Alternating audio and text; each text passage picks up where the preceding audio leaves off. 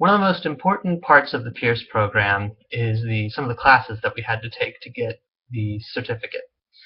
Uh, the classes I'm going to talk to you about today are Intro to Ethics, Intro to Politics, and Foundations of Leadership.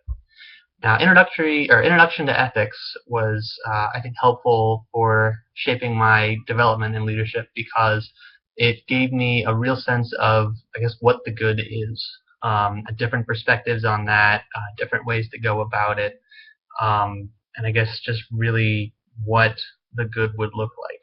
And that's really important because especially if you're not only can you not inspire a group ideal of the good if you don't know what it is, but if you don't know where you're going, you probably won't wind up there.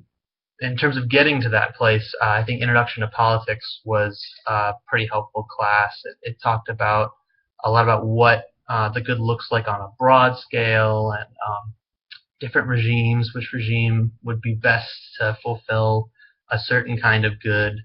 I learned a lot about that. I learned a lot about how basically there were different ideas about culturally, cross-culturally, about what a government should do and obviously I'm a poli-sci major, so I sort of extrapolate the government stuff to regular leadership stuff, like, group leadership, but obviously it's not the same for everything, but it was still valuable in terms of, I guess, sort of broad conceptions of that. Now, for more specific conceptions of leadership and how to bring about a collective good, Foundations of Leadership was very helpful.